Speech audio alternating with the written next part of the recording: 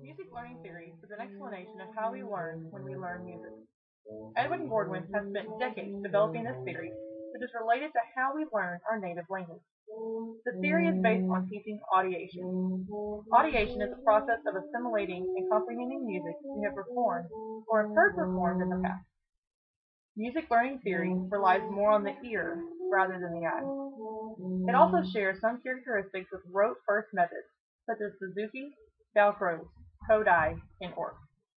In these methods, students build a solid foundation of oral and performing skills through singing, rhythmic movement, and tonal and rhythm patterns before being introduced to notation and music theory. As babies, we learn first by listening. We become accustomed to the sounds we hear every day and eventually begin to imitate what we hear. Babies are praised and encouraged to babble, even if what they are saying makes no sense to adults. The learning sequence for language acquisition can be compared to musical learning as well. Beginner students must first learn the fundamentals of music and the physical skill set with which to play an instrument or sing. Music educators all use different approaches to teaching beginners, but in the music learning theory, students are taught to read notation only after they have developed the ability to audiate the note patterns written on the page. Reading becomes a process of recognition rather than decoding. Two key features of this theory are discrimination learning and inference learning. Discrimination learning is rote learning. It takes place when students are conscious of what they are being taught, even if they don't fully understand it. Most of this learning consists of students echoing tonal or rhythm patterns sung or chanted by a teacher, otherwise known as call and response. In discrimination learning, there are 5 levels: oral, verbal association, partial synthesis, symbolic association, and composite synthesis. Each of these levels leads to the next and builds upon the knowledge gained from the previous level. Oral is the most basic level and teaches students to listen and perform. In verbal association, students learn the proper names of the patterns and tonalities they learned in the previous steps. This level helps students to be able to discriminate between patterns they hear. Each pattern is given a unique name, and just as we learn vocabulary words to help us in school, the more musical names we know, the better our musical vocabulary becomes. Partial synthesis occurs when students take the patterns and names from the previous 2 levels and put them into the context of the key and meter. Symbolic association is when students learn to read and write the music notation of the patterns they have been singing and listening to. The last level, composite synthesis, is when students learn to read and write a series of tonal and rhythm patterns with the ability to identify the tonality or meter of the series. As you can see, each level is dependent upon knowledge and skills gained from the previous level.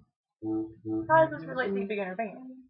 Each new skill a student learns in their first year of band is dependent on the learning and mastery of the previous skill set. The other key feature in the music learning theory is inference learning. At this level, students are not taught by rote, they teach themselves. As a result of their experience with familiar patterns at various levels of discrimination learning, students are able to identify, create with, and improvise unfamiliar patterns in inference learning. In inference learning, a teacher teaches a student only how to learn. The student teaches himself what he learns. Inference learning has 3 levels: generalization, creativity improvisation, and theoretical understanding. Generalization has 3 sublevels, which correspond to the first 3 levels in discrimination learning. The difference in generalization is that the student is able to audiate unfamiliar patterns by comparing them to the familiar patterns learned by rote. For example, at the generalization symbolic level, students read unfamiliar patterns and write unfamiliar patterns from dictation, very similar to sight reading. The tonal and rhythm patterns learned in discrimination learning provide a source for students to draw from when they begin creating and improvising their own musical ideas. Improvisation puts more restrictions on a performer, making creativity easier. When a student improvises, they have a guideline, so to speak, of what key and meter to play in. When a student engages in creativity, they are creating their own song and have total control over key, meter, tonal and rhythm functions, and form. Music theory explains why music functions the way it does. It is to music what grammar and linguistics are to language. Music theory, like grammar, imparts a speech, should not be taught until students have developed considerable skills in the fundamentals of music. For most efficient learning, ideally, students should not be introduced to theoretical understanding until they have achieved all previous levels of discrimination and inference learning to the extent that their music ability will allow. In analyzing our side of the district and how we teach our beginners and junior high students, I think we may need to change our approach in order to make our students more musically literate and more successful from beginner band through high school. I think we try and introduce too much theory too soon and overload our students with information they don't need or are ready for. I feel that a more sequential, long-term approach to our beginner program would benefit our students. It seems to me that through the music learning theory, students transition from being taught to being their own teachers. In my experience as a director, students who feel more involved in their musical experience tend to get more out of it and stay in the program through high school graduation. In conclusion, the music learning theory is a researched and time-tested method that has proven to be effective at all levels. The more short and long-term goals we set for our students, the more life skills we teach them to help them in their future careers.